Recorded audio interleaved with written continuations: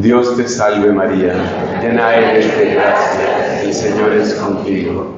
Bendita tú eres entre todas las mujeres, bendito es el fruto de tu vientre Jesús. Santa María, Madre de Dios, ruega por nosotros pecadores, ahora y en la hora de nuestra muerte. Amén. En el nombre del Padre, y del Hijo, y del Espíritu Santo. Amén.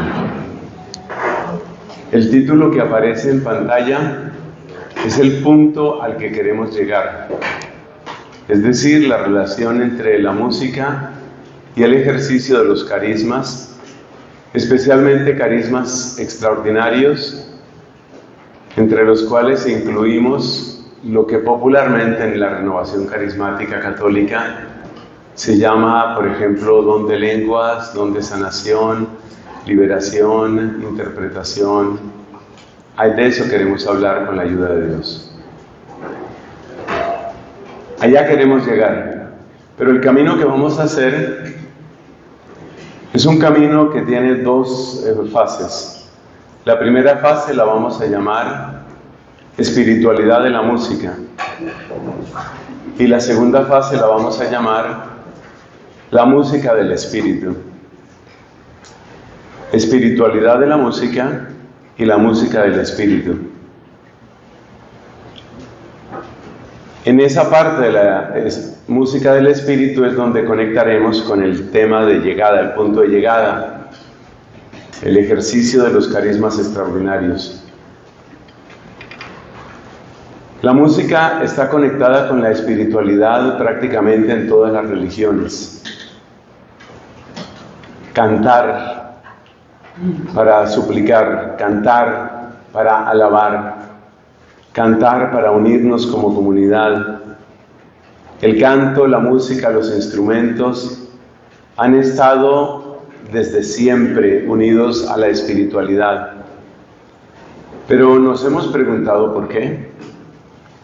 ¿Qué es lo que hace que la música sea un vehículo tan eficaz y tan universal para hablar, para conectar con nuestra fe, y no solo con la fe cristiana, sino, repito, prácticamente en todas las religiones?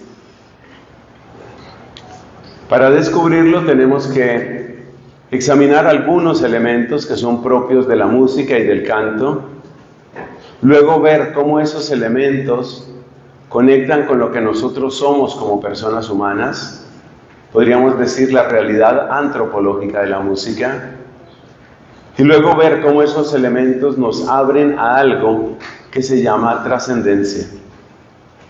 Ese es el recorrido que vamos a hacer en la primera parte de esta predicación sobre la espiritualidad de la música.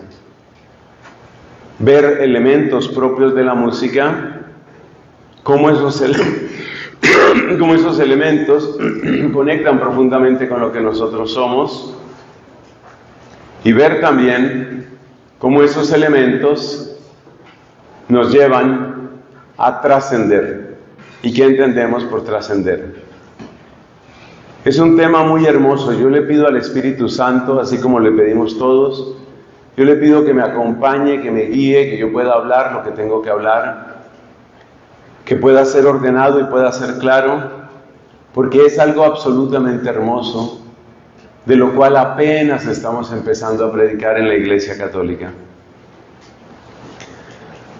Si nosotros hacemos la anatomía de la música, encontramos que hay distintos elementos. Por ejemplo, uno puede hablar de ritmo, puede hablar de melodía, puede hablar de armonía, puede hablar de instrumentos, puede hablar de coros.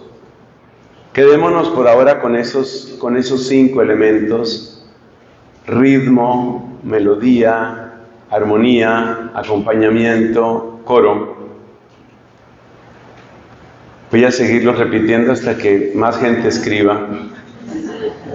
Ritmo, melodía, armonía, acompañamiento, coro. Hay otros elementos todavía, pero creo que esos 5 capturan bastante de lo que es esa realidad maravillosa que llamamos música. Cuando nosotros hablamos de ritmo, estamos conectando con una realidad muy profunda de la vida humana. Nuestra vida es ritmo. Nuestra vida acontece a través de ritmos. Por ejemplo, a esta hora del día estamos experimentando un ritmo que se llama el ritmo o ciclo circadiano o circadiano. Circadiano quiere decir el que recorre el día. Ese es un ritmo que tenemos. La gran mayoría de nosotros tenemos un ritmo que va con la luz. La luz del sol, la luz del día nos hace activos. Llega la noche y disminuimos, pero disminuimos no es solamente nuestra atención, sino muchos otros procesos nuestros. Tenemos un ritmo, el ritmo propio del día y de la noche, y así funcionamos.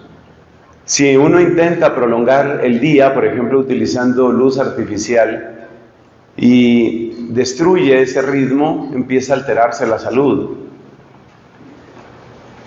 A partir de este sencillo descubrimiento, vamos a encontrar que muchas otras realidades de nuestra vida son también rítmicas. Por ejemplo, nuestro corazón. Un corazón humano en circunstancias normales, en una persona adulta, late unas 100,000 veces al día. Es un ritmo que llevamos. La alteración de ese ritmo, por ejemplo, cuando una persona padece una taquicardia, produce angustia en la persona, una sensación de desasosiego espantosa. Por cierto, es impresionante pensar que en un día haya 100,000 pulsaciones del corazón. Eso significa que en 10 días, pues es 1,000,000. Eso es mucho lo que trabaja el corazón en 10 días. Y entonces en 100 días, pues son 10 millones. 10 millones, entonces son 30 millones, son casi 40 millones, probablemente unos 40 millones al año, porque uno también tiene momentos en que acelera el pulso. 40 millones, ahora lo multiplicamos por la edad suya, 60 años. Entonces ya eso nos va dando miles de millones. Una persona de 60 años ha tenido miles de millones de pulsaciones. Y ahí está el ritmo de la respiración. La mujer tiene un ritmo particular que está marcado por sus hormonas y por su periodo menstrual. Y ese es otro ritmo. Un ritmo que la acompaña, un ritmo que está en ella, un ritmo que ella aprende a conocer. La Iglesia, cuando habla de planificación natural o de una vivencia natural de la sexualidad, precisamente nos invita a que no sea solamente la mujer la que vive el ritmo, sino que el ritmo de la mujer, el ritmo del cuerpo de la mujer, no sé qué es, como una pastilla. ¿Tienes? La destapas, por favor. No tengo cómo destaparla aquí. Gracias. El ritmo de la mujer sea el ritmo de la pareja. Mire eso tan hermoso de la sexualidad según la Iglesia Católica. Ahora voy a empezar a hablar así.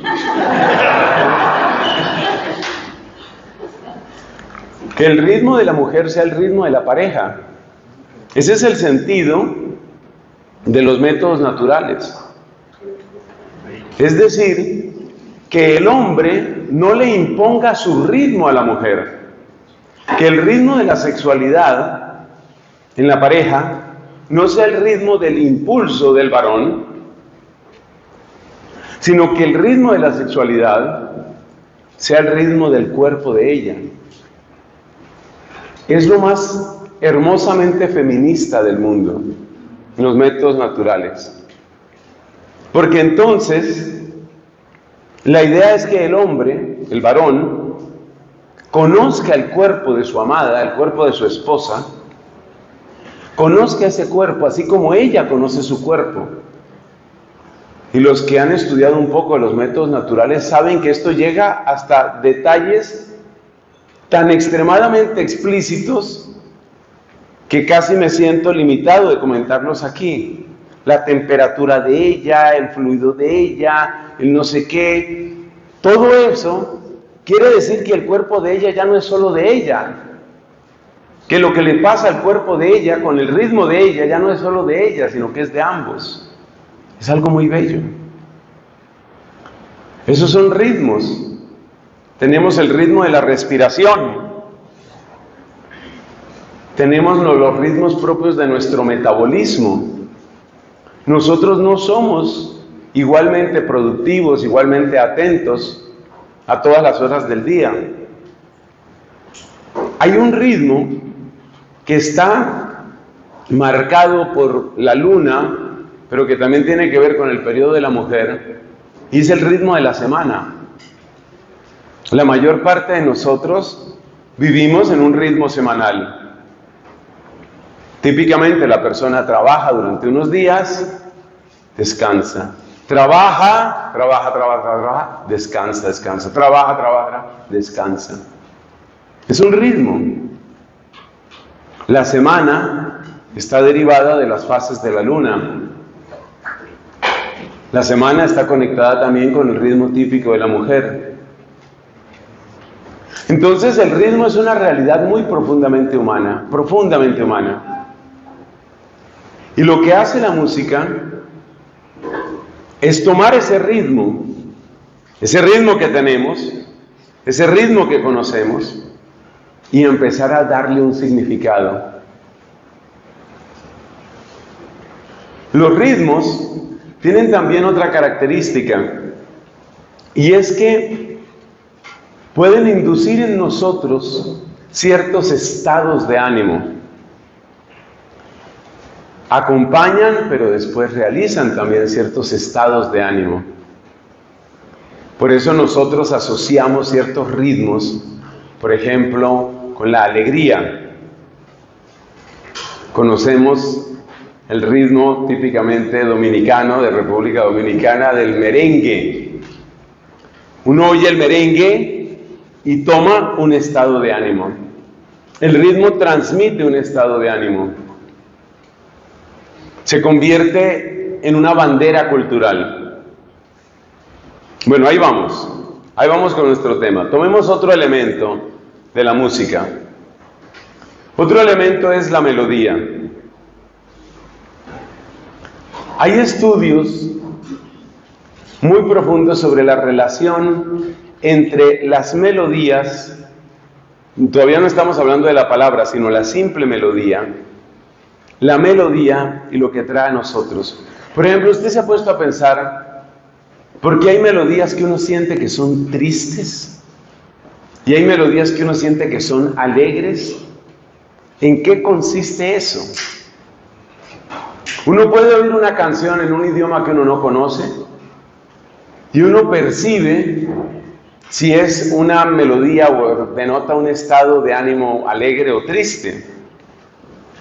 El otro día estaba viendo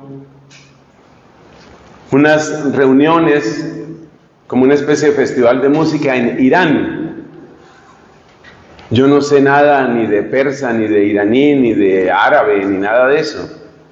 Pero uno percibe en la música, uno oye la música y uno siente algo. Hay una expresividad en la misma melodía. El elemento que uno más reconoce en la melodía es la altura del sonido, es decir, si es grave o si es agudo. Y aquí también hay otro elemento que es fascinante. Por ejemplo, el impacto que tienen los sonidos agudos o los sonidos graves en nosotros. Los sonidos agudos tienden a producir una sensación de alarma, de urgencia, de imperativo. Los sonidos graves tienden a producir una sensación de tranquilidad, de estabilidad, de autoridad. Ese sí lo he estudiado un poco más. ¿Qué sucede para que se dé esa diferencia entre sonidos graves y agudos? Parece que tiene que ver con el desarrollo del ser humano.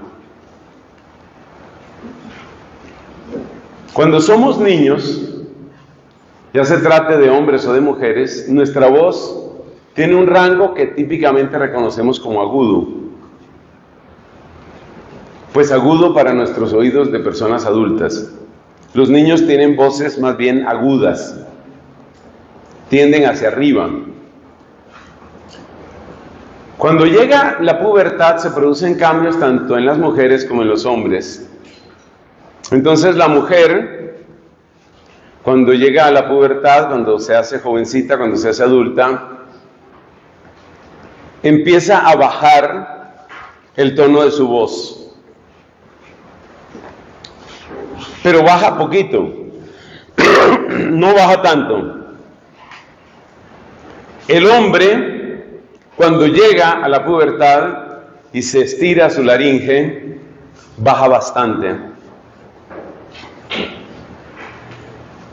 Yo no sé si todo el mundo encontrará tan fascinante esto, porque para mí es una conexión entre física, biología y psicología. Entonces, ¿qué le sucede a un niño?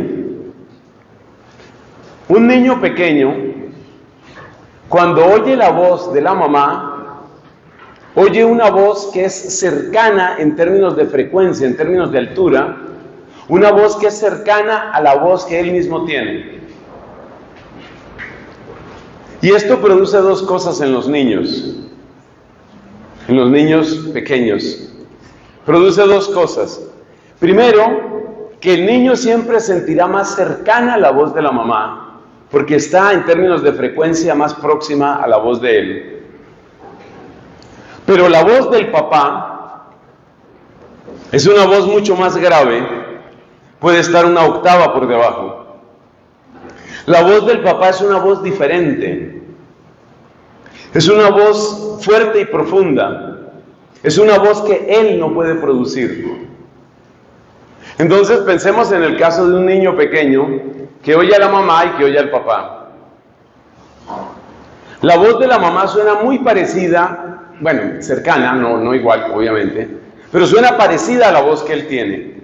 Es una voz que él siente cercana, pero es una voz que él casi puede producir, o ella, ya sea niño o niña.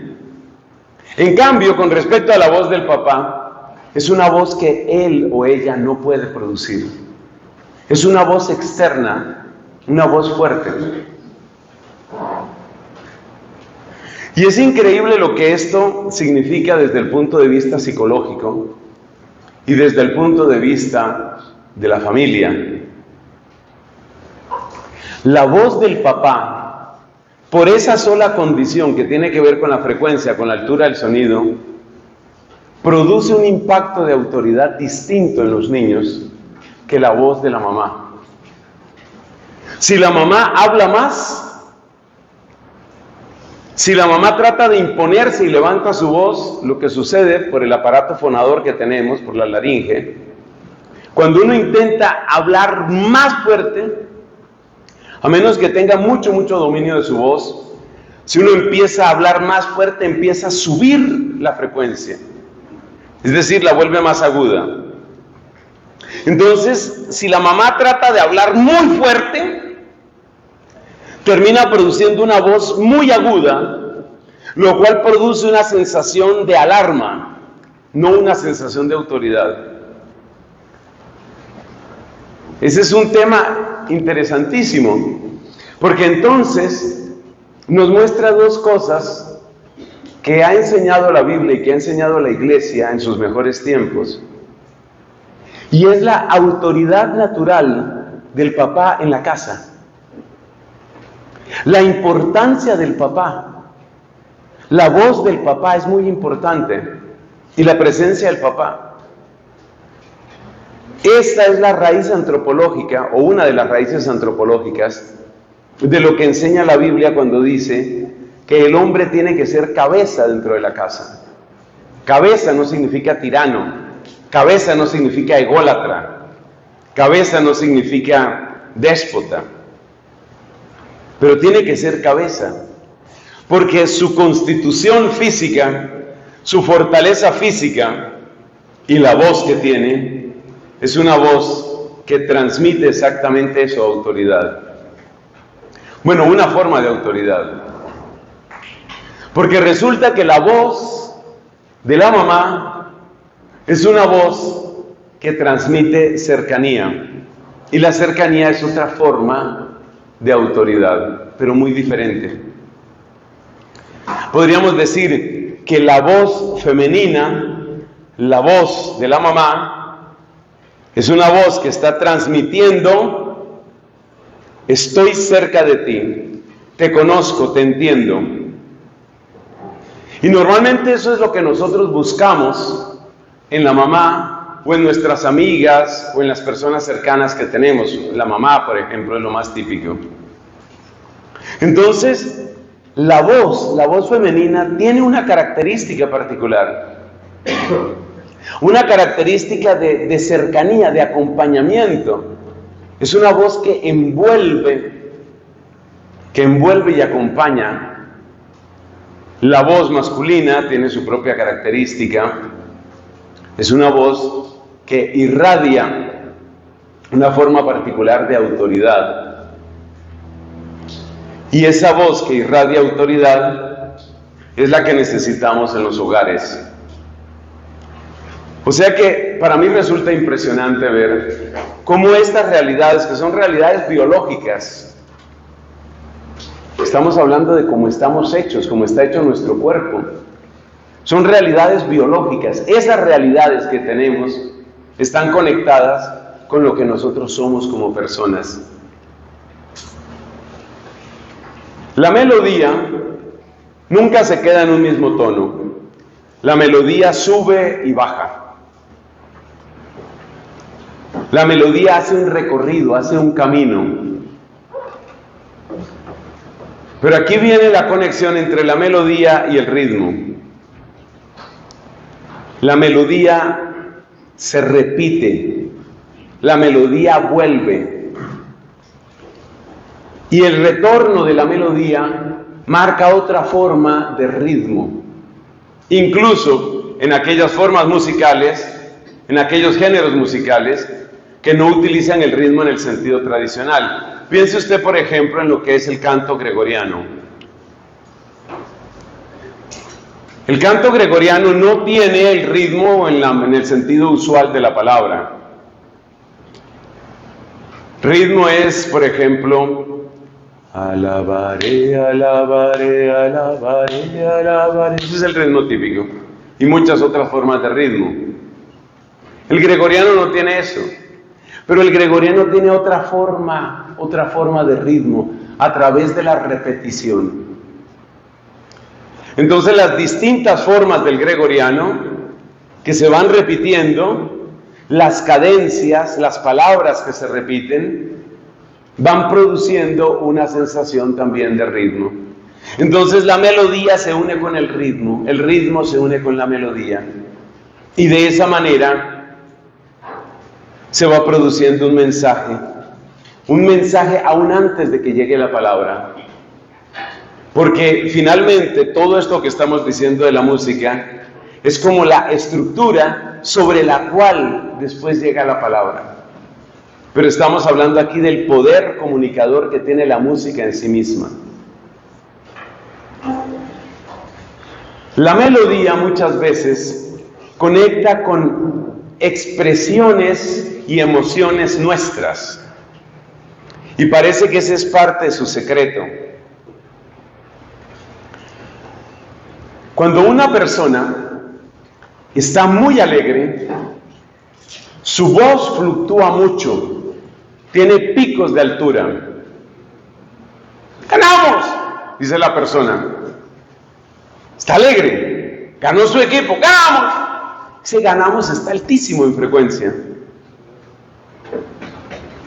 Entonces, los cambios melódicos muchas veces repiten las expresiones emocionales que nosotros tenemos. La tristeza es otra cosa. La tristeza tiene un declive en el tono. Íbamos bien, pero al final se perdió. Ahí hubo un declive en el tono. Una persona con buen oído, con un buen instrumento, puede ver los tonos. Me parece que es algo así como un tono o tono y medio lo que he bajado ahí. Íbamos bien, pero todo se perdió.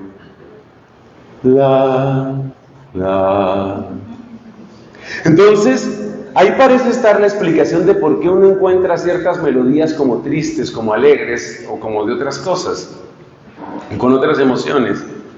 Es que las melodías toman expresiones emocionales nuestras, como la tristeza, como la alegría, como el amor. Cuando las parejas se aman, estamos hablando del amor físico, se dan unos determinados ritmos.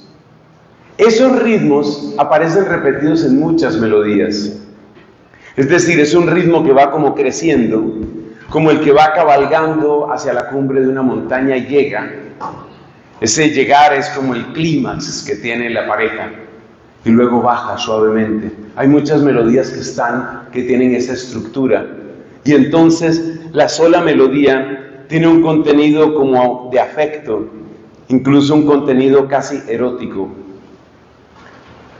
La melodía tiene entonces su propia expresividad. La música de esa manera va expresando lo que somos y reforzando o induciendo lo que sentimos. Ese es como el resumen de lo que llevamos hasta aquí. La música expresa lo que somos e induce lo que sentimos, lo cual tiene una consecuencia muy importante. La música que tú oyes te va modelando por dentro. Tu música, la que tú oyes, te va esculpiendo, te va modelando por dentro. Un punto interesante en la melodía, antes de pasar a la armonía, un punto interesante en la melodía es el silencio. El silencio es tan vital como la nota, como la música, como la melodía. El silencio es indispensable. Y a los liturgistas la queja que más les escucho es precisamente esa, la falta de silencio. Hay una tremenda falta de silencio. El silencio es indispensable, pero veamos cómo funciona. Todos conocemos el comienzo de la Quinta Sinfonía de Beethoven. Ta, ta, ta, ta. Silencio. Ta, ta, ta, ta. Otro silencio. Esos silencios son vitales. Tú le quitas esos silencios a la Quinta Sinfonía y la dañaste, la arruinaste. El silencio es vital. Y el silencio es el gran olvidado en la música de hoy y es el gran olvidado en la liturgia de hoy. Con mucha frecuencia sucede. Anoche tratamos de alguna manera de que no sucediera, pero creo que en parte nos sucedió, aunque fue una noche bellísima de oración. Si me preguntan a mí, yo estuve agradecido con Dios, feliz, en fin, exultante, pero yo hubiera querido un poco más de silencio. Y hago así públicamente, amorosamente, humildemente esa sugerencia. Necesitamos más silencio. En una comunidad laical que yo acompaño en Colombia, que se llama Familia Espiritual, nosotros tenemos nos reunimos los viernes y tenemos un viernes de adoración eucarística cada mes. En ese viernes de adoración, una de las cosas que tratamos de cuidar es el silencio.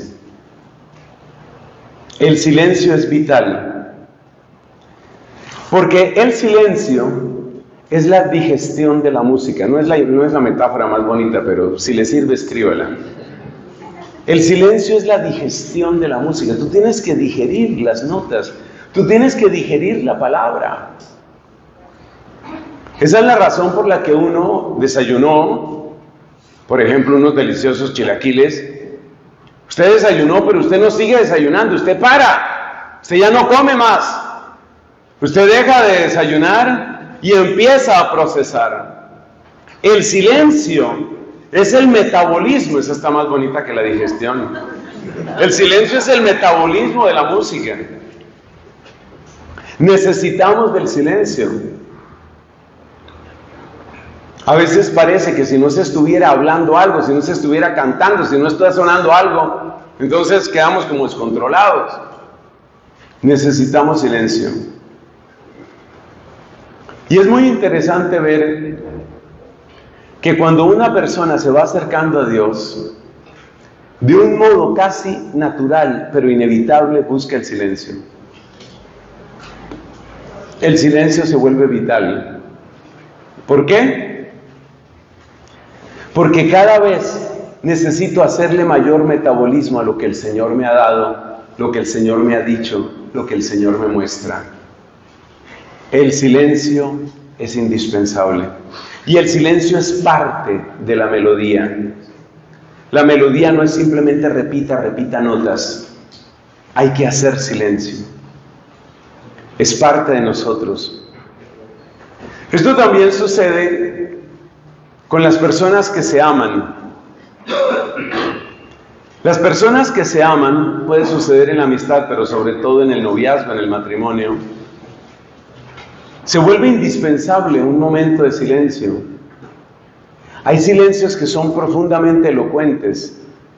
Es una experiencia muy rara a veces, pues si uno no está acostumbrado, pero es una experiencia muy rara, pero muy bonita. Mirar en silencio a la persona que se ama. Así, por ejemplo, usted observe la manera contemplativa de las mamás con los bebés. Las mamás miran y miran al bebé hasta el punto que uno pregunta, pero ya qué más le mira, ¿qué? Miran y miran y miran, y como digo yo, lo miran como si lo fueran a desteñir, a mirar al bebecito. El silencio es indispensable dentro de la melodía. Pasemos a la armonía. La armonía es algo así como la multidimensionalidad. La armonía es la multidimensionalidad de la melodía. Porque las melodías son multidimensionales, por eso la armonía trae nuevas dimensiones. La forma más elemental de armonía, pues es a través de los distintos armónicos, como por ejemplo, do, mi, sol, do, sol, mi, do. Esos forman pues un acorde. Entonces los acordes son la primera forma, la forma más elemental de melodía. Los acordes ayudan a construir distintas voces. Cuando hay varias voces que están bien planteadas, esas voces producen una armonía muy grata. ¿Qué es lo que trae la armonía? La armonía trae plenitud. La armonía muestra la riqueza que hay dentro de la melodía. La armonía revela la profundidad, la multidimensionalidad de la melodía. La armonía también nos ayuda a incluirnos de otras maneras. Esto se nota muy bien en la música polifónica. Cada uno de nosotros tiene su propio tono de voz para cantar, pero mi tono de voz no va a ser cómodo para todo el mundo. Entonces, la polifonía, la armonía, ayuda a que yo pueda cantar en mi voz y tú puedas cantar en tu voz. Por seguir con Beethoven, entonces, tú recuerdas la coral, la sinfonía coral, la novena, con su hermosísimo coro polifónico. Ahí entran voces de hombres, de mujeres. Entonces la armonía crea una sensación profunda de inclusión, una sensación profunda de que yo también quepo ahí, una sensación de que esta música es para todos. Por eso la armonía hace más social la música, convierte lo que era un evento puramente personal, lo convierte en un evento o en un acontecimiento más social, más comunitario. Esto es algo muy bello. Una una canción que tiene distintas armonías y que llega a captar y llega a incluir distintas voces, distintas personas, es de una riqueza muy grande porque es un acontecimiento comunitario, lo cual es particularmente importante cuando nosotros hablamos de liturgia. Gracias a Dios yo cada vez escucho más, por ejemplo aquí en estos congresos de fe mayor, cada vez escucho más que los músicos católicos están tomando o han tomado conciencia, plena conciencia, de que la música no es simplemente una presentación, no es un concierto. Y por eso es muy importante que la música en su armonía, en su construcción, en su melodía, esté desde el principio pensada para incluir a más personas. Yo tengo un dicho, yo digo que la música católica que a mí más me gusta es la que cuando la oigo la segunda vez ya puedo empezar a cantar. Esa es la música que a mí más me gusta.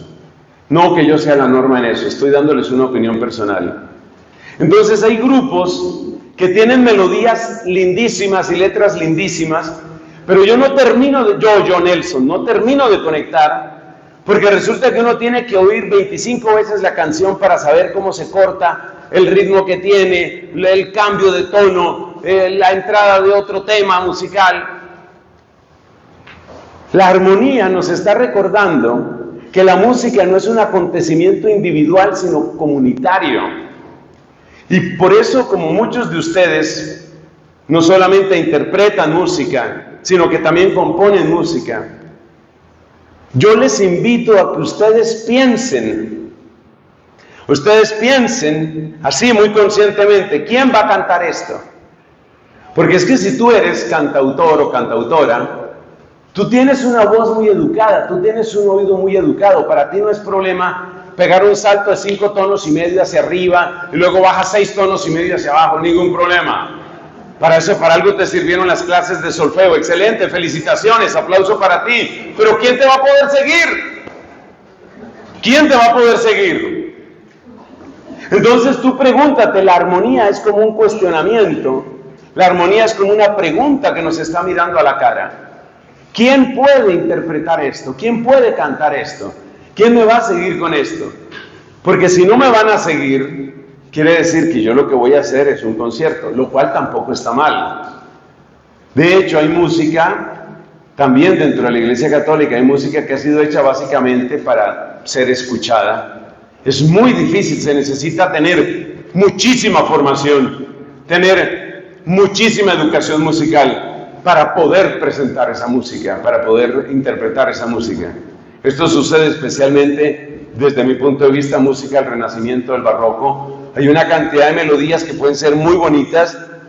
Hay una que me encanta, me parece que es de Allegri, que se llama el Miserere de Allegri, es una cosa lindísima, lindísima. Yo lo oigo, creo que cada 3-4 días estoy poniendo ya en YouTube el Miserere de Allegri, es que es lindísimo.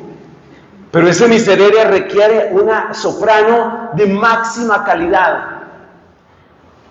Pocas mujeres, y hay muchas mujeres que cantan muy bello, pero pocas mujeres tienen el alcance suficiente para interpretar bien la parte que le corresponde a la soprano ahí. Y es música católica y está muy bien, pero tú tienes que preguntarte, cuando llegues a la armonía, tienes que preguntarte, ¿quién va a cantar esto?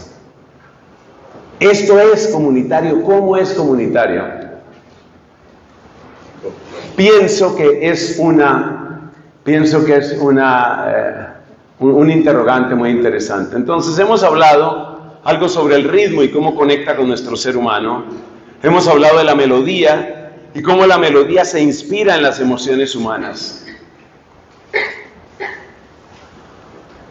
A mí me parece muy triste cómo hay en eso de, volviendo por un momento de la melodía y las emociones humanas, cómo hay una cantidad de música extremadamente vulgar que lamentablemente se está difundiendo tanto y que básicamente lo que está describiendo pues es algo así como una violación o cosas parecidas, un abuso.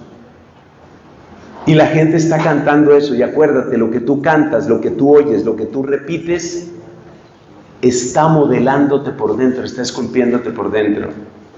Entonces, ritmo, melodía, armonía. Hablemos algo sobre los instrumentos.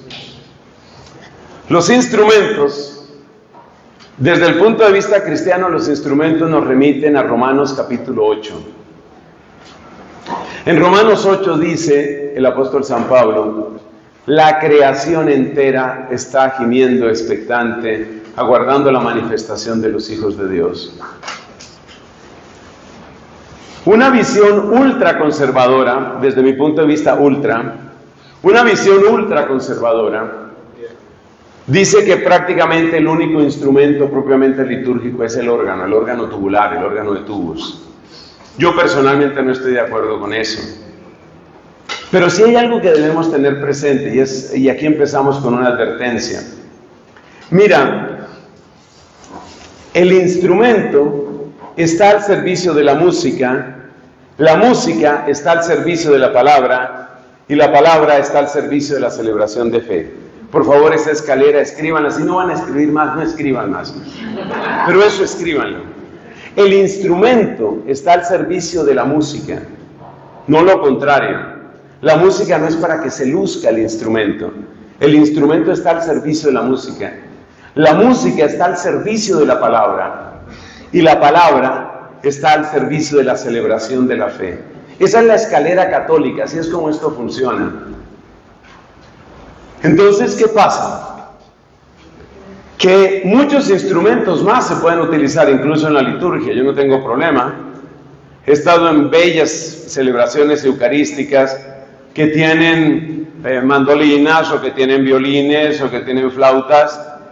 Pero ¿qué pasa? Que si el instrumento, como se dice popularmente, se roba el show, pues se dañó la escalera. Porque la idea no es que el instrumento robe la atención de la gente, sino que el instrumento está al servicio de la construcción musical, y que la música esté al servicio de la palabra, es decir, del contenido de lo que creemos y vivimos. Y la palabra, acompañada de la música y de los instrumentos, esté al servicio ¿de qué? De la celebración de la fe. Algunos padres de la iglesia advirtieron sobre los peligros de la música. Todos citamos a San Agustín con su frase, ¿no? Cantare amantis est. Como citaba Marco anoche, ¿no? Cantar es propio del que ama, es propio del enamorado. También tenemos esa frase: el que canta ora dos veces. Esas frases provienen de los padres de la iglesia, pero no se nos debe olvidar que también los padres de la iglesia advertían sobre el peligro de la música, y algunos de ellos fueron tan contrarios que llegaron a decir: cancelen la música, quiten la música. En la historia de la vida monástica, un momento muy interesante, que uno puede mirarlo pues al examinar los libros litúrgicos, es lo que sucede en las distintas reformas.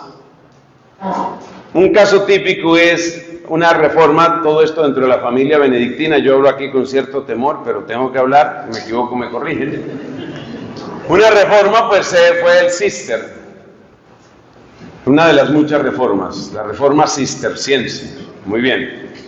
Otra reforma, otro estilo de vida monástica emparentado con la vida benedictina, es la trapa, los trapenses. Y una de las características de los trapenses es que querían peluquear la música, porque consideraban que había demasiado adorno en la música, así como había demasiado adorno en la arquitectura y en la escultura, otras formas artísticas. Entonces, para el gusto mío, esto también es personal, para el gusto mío, a mí me encantan las abadías de los trapenses, me gustan los templos de los trapenses, son supremamente simples, con líneas claras. Por supuesto que tienen imágenes, no hay nada en contra de las imágenes, pero son pocas, bien situadas, te centran, no sé, a mí me ayuda muchísimo la espiritualidad trapense, me gusta muchísimo. Y te invito a que en tus ratos de ocio camines un poco en internet por lo que es la arquitectura, el arte trapense. Verás que es supremamente sobrio, increíblemente sobrio. Si tú me quieres preguntar, en cambio, ¿qué es lo que yo no deseo en arquitectura? Espero no escandalizar a nadie, pero para mí el ejemplo típico de lo que yo no quiero en arquitectura es la Basílica de San Pedro en Roma. Eso está repleto de estatuas por todas partes. Se moría un papa, estatua para el papa, 4 metros desde no sé qué. Ahí aparecía el cirujano del papa, el peluquero del papa, el perro del papa. Está repleto de estatuas eso. A ver, las líneas generales, el plan arquitectónico de la Basílica de San Pedro me parece una genialidad. Pero la manera como eso se ha rellenado de estatuas, yo no sé, yo seré muy trapense en eso, y casi cartujo, pero es que lo han repletado, lo han rellenado. Entonces, acuérdate la escalera, los instrumentos, las cosas están al servicio de la música, en el caso pues de lo que estamos hablando aquí. Entonces se puede utilizar, por ejemplo, un tambor mayor de esos tambores que tienen así, esos que utilizan las orquestas sinfónicas, que tienen 1,5 metros y tal, el sonido. Pues sí se puede utilizar, pero utilízalo de tal manera que no robe la atención. O sea que el gran criterio musical en esto es que todo vaya conduciendo, que todo vaya llevando hacia la fe, hacia Cristo. Porque finalmente de lo que se trata es de que se cumpla lo que dijo el apóstol San Pablo, que la creación está expectante, aguardando la manifestación de los hijos de Dios, la manifestación del misterio cristiano. Entonces todo tiene que llevar hacia allá. Tu voz hermosísima tiene que llevar hacia allá. La armonía tiene que llevar hacia allá. La melodía tiene que llevar hacia allá. Nuestra obsesión es celebrar a Cristo como comunidad, celebrar a Cristo como comunidad, celebrar a Cristo como comunidad. Esa es nuestra obsesión. ¿Qué tengo yo que hacer? ¿Qué podemos hacer nosotros como banda musical, como grupo musical? ¿Qué podemos hacer para que esto sea celebrar a Jesucristo como comunidad, como pueblo de Dios? Entonces los instrumentos pueden ayudar muchísimo, eso es cierto. Pueden ayudar, pero también pueden distraer.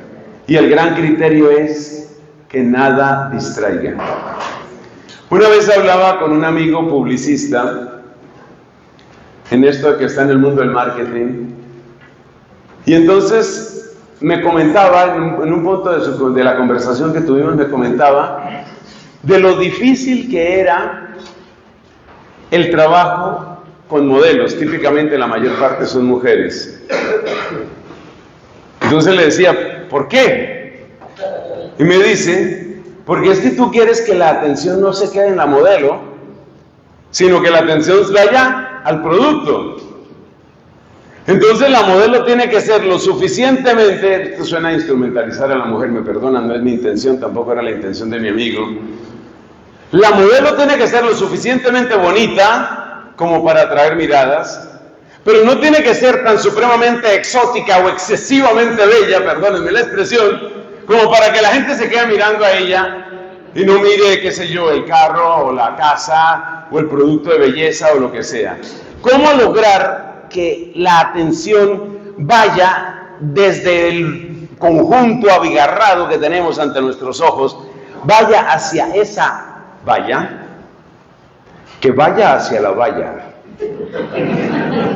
y que en la valla no se vaya donde no se tiene que ir? ¿Qué hacemos para que la modelo, típicamente la modelo, para que la modelo no se robe la atención? Entonces, nosotros producimos, por ejemplo, bolsos o carteras, como llaman, producimos bolsos. ¿Cómo vendes tú un bolso? Si tú pones fotos del bolso, eso no es tan atractivo. Entonces necesitas una modelo. Pero tiene que ser una modelo que por su pose, por su belleza, por su estilo, lo que sea, no se robe el show, no se robe la atención, sino que la atención vaya a la cartera, tiene que llegar a la cartera. Bueno, esa comparación de los publicistas vale para la música, eso es ser músico. Ser músico es, ¿qué hago yo para que la melodía atrape a la gente, convoque a la gente, reúna a la gente y lleve a la gente, pero no hacia mí, ni hacia la melodía, ni hacia el sintetizador que estoy utilizando, ni hacia mi fantástica guitarra o mandolina, sino que vaya todo hacia Cristo. Esto es lo que hace que la música se convierta en un servicio a Cristo, un servicio de evangelización, porque todo va finalmente hacia Él. Celebremos juntos a Cristo. Esa es la obsesión.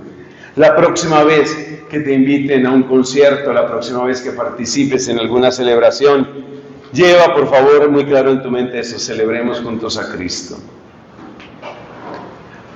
El último punto para cerrar esta primera parte de la predicación es el coro.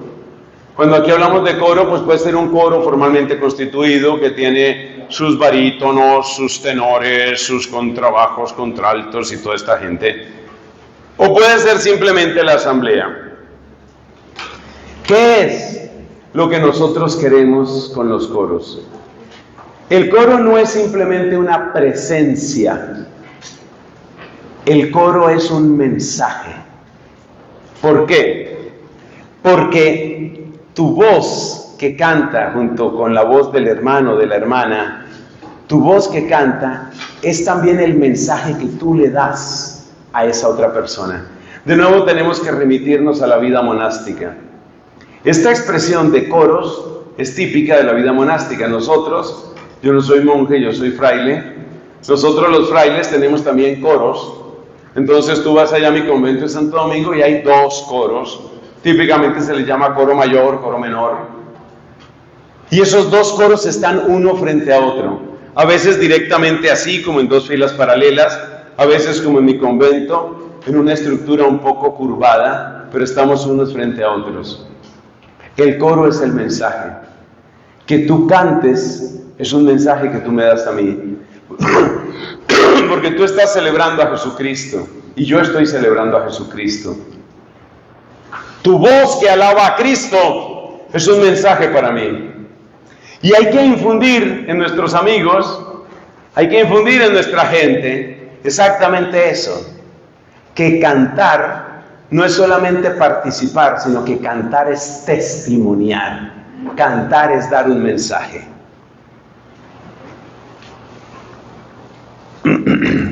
Y esto es bellísimo. Una de las celebraciones eucarísticas más grandes que ha conocido la Iglesia Católica en toda su historia, la celebró el Papa San Pablo VI en Manila, Filipinas. Las cifras hablan entre 3 y 4 millones de personas en una Eucaristía. Varios dicen que fue la Eucaristía más grande que se ha celebrado en el mundo y creo que no se ha superado esa cifra. Filipinas, Papa San Pablo VI, porque fue Pablo VI, y la asistencia estuvo arriba de los 3 millones de personas. Tú imagínate, porque los filipinos, yo tengo amigos filipinos, los filipinos cantan, los filipinos participan, esos no se quedan callados. Yo tuve la ocasión en una misión en el sur de Taiwán, tuve ocasión de presidir una Eucaristía con filipinos. Oye, qué cosa tan linda, qué cosa tan hermosa. Es que literalmente uno siente que están cantando todos. ¿Y por qué eso es tan hermoso? No es simplemente porque, hay dominio del público. ¡Qué dominio del público ni qué nada! Es el mensaje. Es el mensaje. Cada uno le está diciendo a todos. Le está diciendo a todos, soy creyente. Yo celebro a Cristo. Yo también, yo también, yo también. Eso es el coro. Y ese es el ideal nuestro. Que cada uno de nosotros sea no solo acompañante de una melodía, sino sea mensaje para los otros. Por eso los coros monásticos o de nosotros los dominicos, ahí está el coro y aquí está el otro. Y nosotros vamos cantando, y vamos alternando. Entonces yo canto, típicamente alternamos por versículos en los salmos. Entonces yo canto un versículo y el otro se calla pero me está mirando. Luego ellos cantan y nosotros los miramos. Esa alternancia no es simplemente para descansar y tomar resuello. No, esa alternancia es testimonio. Soy de Cristo, soy de Cristo. Tú eres de Cristo, yo soy de Cristo, yo también soy de Cristo. Eso es el coro. Y ese es el ideal de nuestra participación. Esa es la espiritualidad de la música. Lograr que la música se convierta así en un testimonio permanente. La antítesis de la música católica, litúrgica, es el típico concierto de rock. Te voy a decir 3 cosas en las que el concierto de rock es exactamente opuesto a la liturgia católica, aunque a su manera también es una liturgia, pero pagana. Mira 3 maneras en que el típico concierto de rock es exactamente opuesto a la liturgia católica. Primero, la primacía la tiene el instrumento. Muchas veces las voces no se oyen, o lo que están diciendo las voces son unos gritos que uno no sabe en qué momento eso se volvió liberación o qué están haciendo ahí. Entonces hay unos gritos terribles. O sea, hay desaparición de la palabra. Lo único que queda es un tum, tum, tum, tum.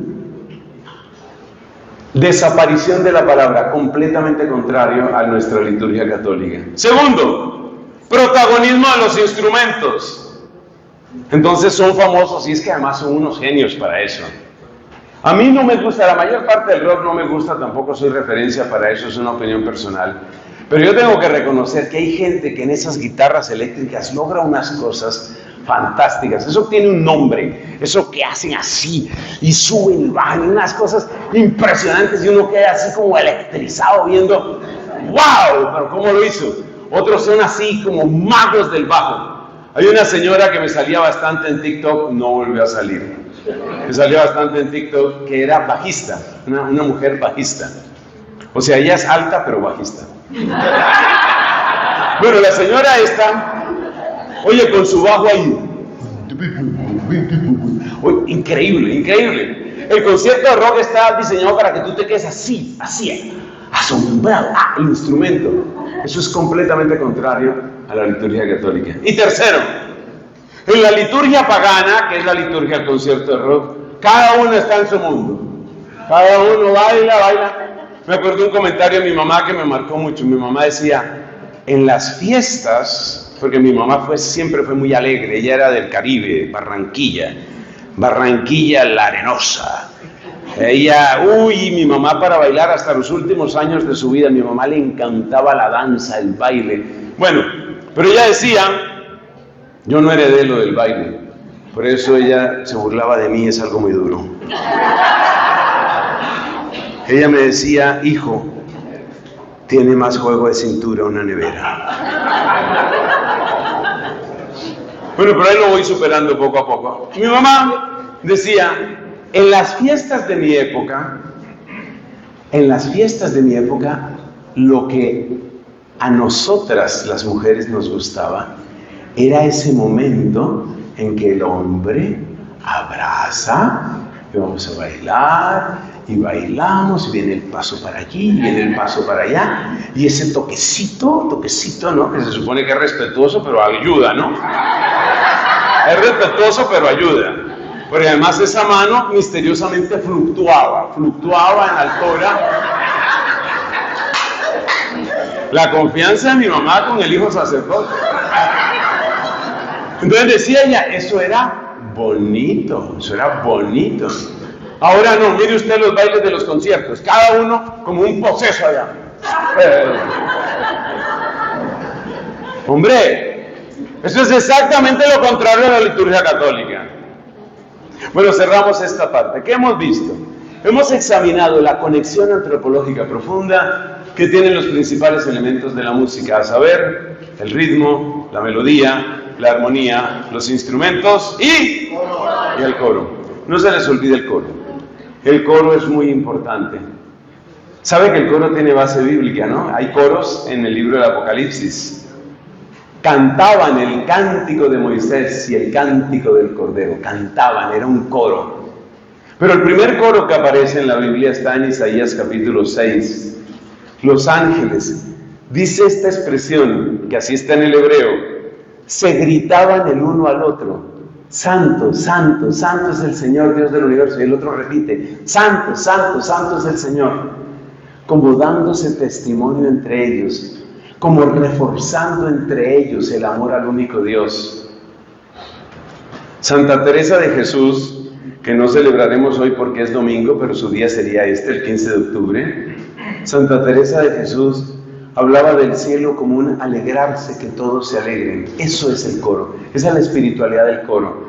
Es verte que estás feliz porque eres de Jesús y que tú me veas feliz porque soy de Jesús. Es eso, es un refuerzo positivo que hace que vayamos en una espiral ascendente, contemplativa y de adoración hacia el Señor. Hemos terminado la parte de la espiritualidad de la música. Hablemos un poquito de la música del Espíritu. ¿Qué queremos decir con esta música del Espíritu? Queremos decir cómo esta riqueza antropológica, semiológica, o sea, de signo, esta riqueza antropológica, semiológica, cultural de la música, nos ayuda a trascender y cómo eso sucede en el Espíritu. Entendemos por trascender de un modo muy sencillo, sin mucha filosofía, un ir más allá. Un ir más allá. Yo creo que todos tenemos una o dos canciones o muchas, que uno las oye y uno dice, me produce algo, pero no sé qué. Me lleva más allá. Efectivamente, así como el pianista en el teclado se mueve en las distintas notas y las distintas octavas, la música hace eso contigo. Cada uno de nosotros tiene un teclado profundo que llega hasta las regiones que tú misma no conoces de ti, que tú mismo no conoces de ti. La música llega hasta niveles muy profundos, por lo que acabamos de decir, particularmente lo que tiene que ver con el ritmo, lo que tiene que ver con la armonía, lo que tiene que ver con el testimonio. La música llega muy, muy profundamente ante ti. Pero el tecladista o el pianista tiene el teclado como este de aquí, tiene el teclado horizontal y completo ante sus ojos. El teclado de tu alma tú no lo ves completo. Tú logras ver las primeras teclas, pero utilizando esa metáfora, utilizando esa imagen, nosotros tenemos un teclado que se hunde en lo profundo de nuestro ser y nosotros mismos no sabemos hasta dónde. Por eso hay melodías tan profundas que pueden incluso afectar nuestra vida. Algo que debo decir que no es amable para mí decirlo, es que la música ha acompañado rituales de suicidio en la cultura inca. Utilizaban música, una música de una tristeza infinita, con esas ocarinas y con esas flautas, unas flautas modificadas que ellos tenían. Y era una música tan profunda. Con eso te estoy diciendo que la música realmente te hace trascender. Y la pregunta que nosotros nos hacemos es, esa trascendencia, ¿cómo aprovecharla? ¿Cómo poner al servicio de la gloria de Cristo la trascendencia a la que nos lleva la música? Esa trascendencia profunda que nos cambia, que llega el momento en el que es capaz de alterarnos. Y aquí quiero empezar mencionando algunas experiencias que varios de ustedes han tenido. En muchos lugares hay experiencias de oración en lenguas que van acompañadas de música. Usualmente son acordes muy sencillos y la gente empieza a cantar en un tono fácil, en un tono, podríamos decir, no forzado, en un tono muy natural. La gente empieza a cantar. Es como una especie de melopea, creo que es el nombre técnico que tiene ese modo de voz. Como una especie de melopea. ¿Y qué es lo que sucede? Que cuando la música va visitando las zonas más profundas de tu corazón, entonces se produce un nivel de expresividad que es distinto. Y eso es exactamente lo que quiere el don de lenguas. Entonces vamos a hablar un momento sobre ese don de lenguas. Recordemos, amigos, que con la expresión don de lenguas hablamos de distintos dones. Una cosa es la xenoglosia o xenoglosa, otra cosa es la glosolalia. Xenoglosa es el hablar lenguas que uno no conoce. Esa es la xenoglosa. La glosolalia, en cambio, es un modo de expresión humana que supera la articulación propia de la palabra. En el oficio de lecturas, de la liturgia de las horas, por supuesto, en el oficio de lecturas del 22 de noviembre, San Agustín habla de una experiencia de glosolalia. El 22 de noviembre se celebra Santa Cecilia, la patrona de los músicos. Y Santa Cecilia, pues, sirve de inspiración, o la toma la Iglesia como inspiración para darnos ese texto de San Agustín. Y San Agustín habla ahí de la alegría que experimentan algunas personas. Por ejemplo, la alegría que tienen cuando están cosechando. Y dice, al principio van repitiendo palabras, pero luego las palabras van desapareciendo y queda solo una melodía. Esa melodía que no está por debajo de las palabras, sino de alguna manera por encima de las palabras, esa melodía que está por encima de las palabras, ese es el don de lenguas, en términos de glosolalia. Aquí no entramos en la xenoglosa, que es un don que el Espíritu dará cuando lo vea necesario, cuando lo crea útil para el bien de la Iglesia. Aquí estamos hablando de glosolalia. La experiencia de glosolalia es una experiencia liberadora. Yo no voy a decir aquí lo que dicen algunos protestantes, sobre todo obviamente de origen pentecostal, que el que no tenga don de lenguas no tiene experiencia del Espíritu. No vamos a decir eso. Claro que no. Pero yo sí recomiendo a todos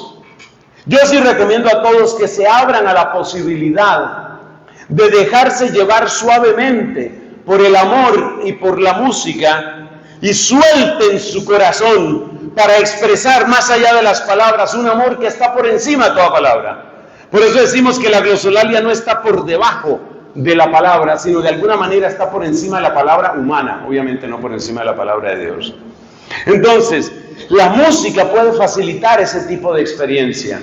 La música puede facilitar ese tipo de experiencia en la medida en que toca el teclado de tu corazón hasta zonas muy profundas de tu ser. Y allí donde tú encuentras que no hay palabras que puedan expresar lo que estás viviendo, lo que estás sintiendo, ahí donde no están esas palabras, donde te quedas corto de palabras, ahí es donde sucede la glosolalia. Y la experiencia de glosolalia es liberadora, y la música ayuda extraordinariamente para eso.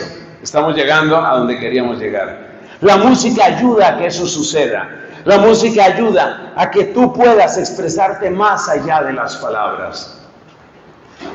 Mira, esto no es tan extraño como a veces se quiere hacer presentar. No es tan raro.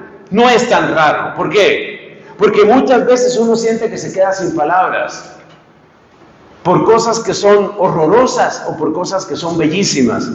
Me acuerdo de una buena amiga mía que estuvo visitando las cataratas de Iguazú, las que quedan en la frontera entre Brasil, Paraguay y Argentina. Y claro, pues uno sabe lo que es una catarata, uno ha tenido algunas cataratas, en mi país hay algunas caídas de agua, pero parece que llegar a las cataratas de Iguazú, yo no he estado en las cataratas de Iguazú, he estado cerquita, estuve predicando no hace mucho en Ciudad del Este, pero me decía mi amiga, uno llega ahí y utilizó esta expresión que ustedes ya han oído, uno se queda sin palabras. ¿Sabes qué? Si unas cataratas, si un poco de agua, bueno, son toneladas y toneladas por segundo, pero si un poco de agua te deja sin palabras, ver la catarata del amor divino, ver cómo nos ama, ver lo que ha hecho por nosotros, ver el extremo de su misericordia, ver la belleza, un destello de la belleza infinita de su ser, eso lo deja uno sin palabras. Muchas veces nosotros nos quedamos sin palabras y el cuerpo humano reacciona, por ejemplo, a veces reacciona con lágrimas, salen lágrimas. Yo he visto, y ustedes también seguramente, esos videos que muestran soldados que vuelven a casa. Y muchas veces se organizan las cosas para que sea una sorpresa. Y cuando llega ese hombre que estaba en el frente de batalla, vuelve a casa y se lo encuentra la esposa, o se lo encuentra el hijo, la hija, se quedan sin palabras, empiezan a llorar. A veces incluso la gente se desmaya. O sea, ¿por qué nos parecen tan raras esas cosas si son tan humanas? ¿No será que más bien lo que nos falta es más amor? Y nosotros, particularmente ustedes que son servidores a través de la música, no se les olvide transmitir eso. que el amor de Dios no cabe en ninguna palabra humana, que el amor de Dios va más allá, que el amor de Dios toca lo más profundo de nuestro ser, que Dios es el pianista de las teclas más profundas de tu corazón. Dios es el único pianista que puede tocar esas teclas más profundas. Y es bueno que tú sepas eso, y que tú experimentes eso, porque en la medida en que tú experimentas ese profundo amor, en la medida en que tú sientes ese profundo amor, eso te cambia, eso te da una certeza. Ese canto tan popular que dice, alto escúchame, ese también dice, y aunque todos me digan que eso no es verdad, yo lo siento en mi vida. Yo lo siento en mi vida, aunque todos me digan que no es verdad. Mira, el cristiano que tiene esas experiencias profundas, uno no tiene que forzar los dones, porque por eso son dones del Espíritu, uno no tiene que forzar los carismas. Pero yo sí les invito a todos, y muy especialmente a ustedes, que tienen esa sensibilidad artística, yo les invito, ábranse, díganle al Señor, solo tú puedes tocar las teclas más profundas de mi corazón. Son para ti. Los místicos medievales hablaban de los recintos más íntimos del alma y decían que en los recintos más íntimos del alma está la scintila, la centella del alma, allí donde solo entra Dios. Descubre que tienes un santuario adentro, hermano. Descubre que tienes un santuario adentro. Esto es lo que me encanta de esta experiencia mística. Descubre que tienes un santuario adentro. La experiencia monástica siempre conduce a eso, a la scintila anime, a descubrir la centella del alma, a descubrir que dentro de ti hay un santuario y descubrir que en ese santuario nadie puede entrar aunque quisiera, porque ese santuario es el lugar de tu encuentro único con el amado. Ese santuario es el huerto cerrado del que habla el Cantar de los Cantares. Entonces es muy bello que nosotros sepamos que la música, si bien no puede violentar la puerta de ese santuario, la música sí puede llevarnos a la puerta de ese santuario. Y la música bien entendida puede hacer de nosotros gente de una experiencia mística tan profunda, tan supremamente vigorosa, tan supremamente robusta, que es exactamente la que necesitamos para sobrevivir al invierno secularista y el invierno agnosticista en el que está nuestro mundo. La música puede ayudar en eso. La música en ese sentido, bien utilizada, puede ayudar a que bajen las barreras de escepticismo.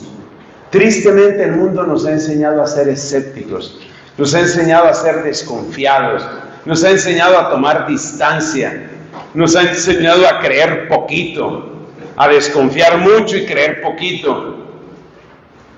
Una melodía que te hace sentir amado, una melodía que te llena de alegría, una melodía que toca, que va tocando, que se va acercando a las teclas más profundas de tu corazón.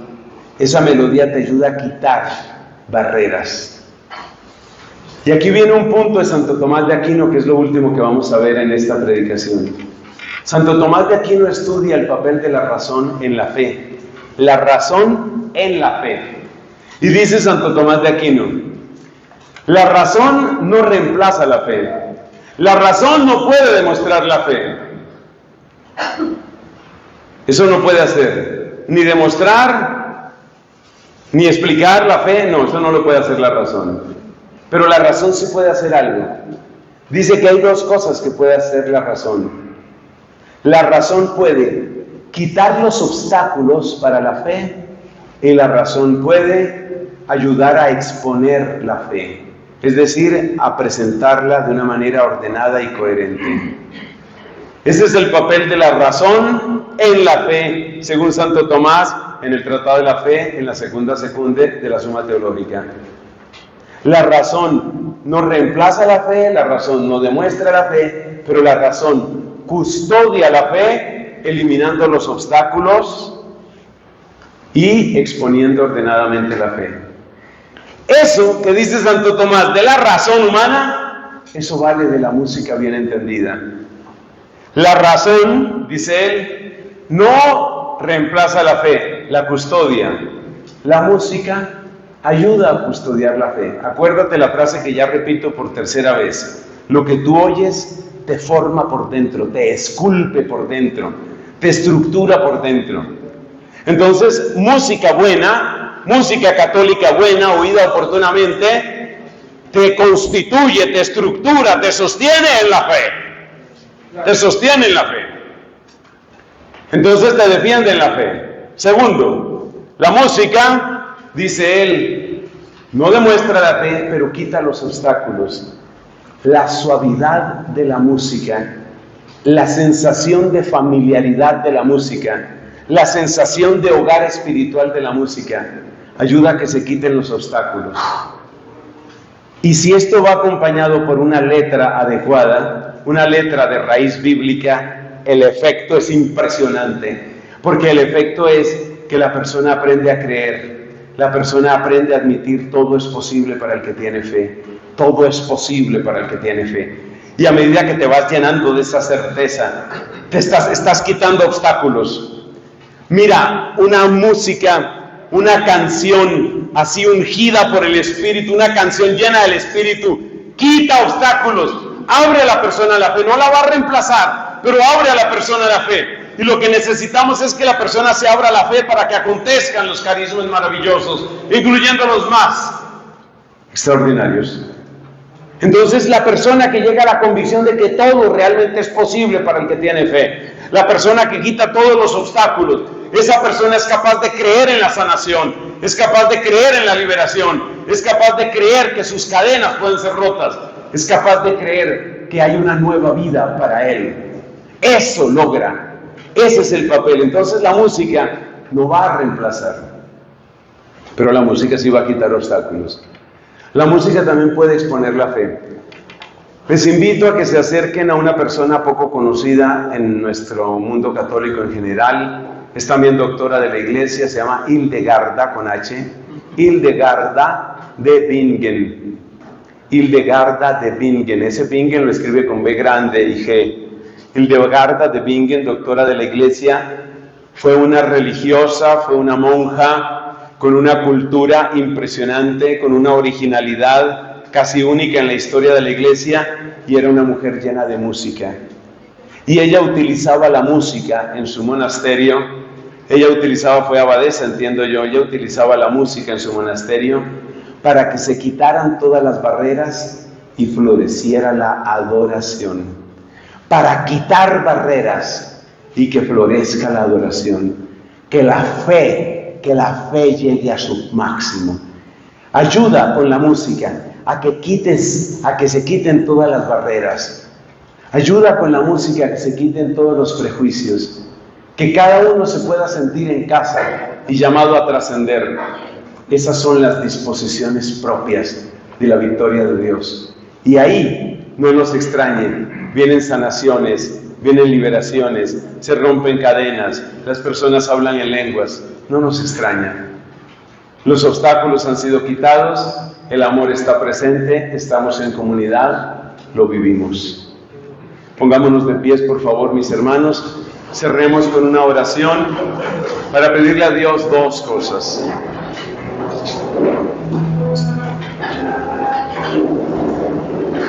Padre Celestial, yo quiero darte gracias por este encuentro.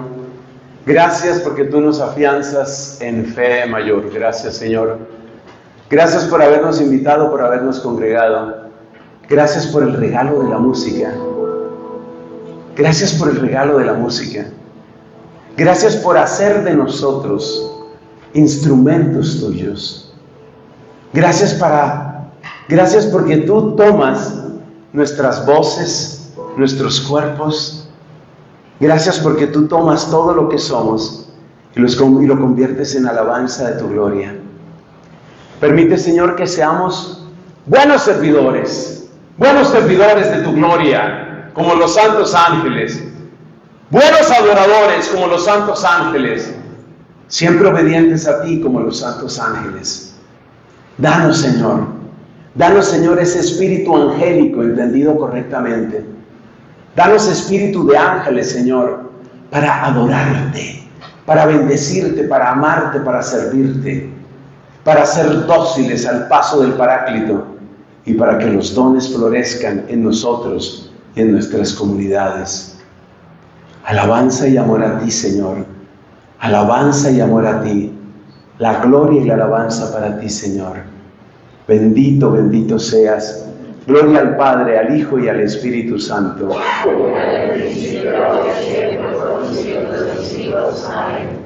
Que descienda y permanezca sobre ustedes la bendición de Dios, Padre, Hijo y Espíritu Santo. Amén.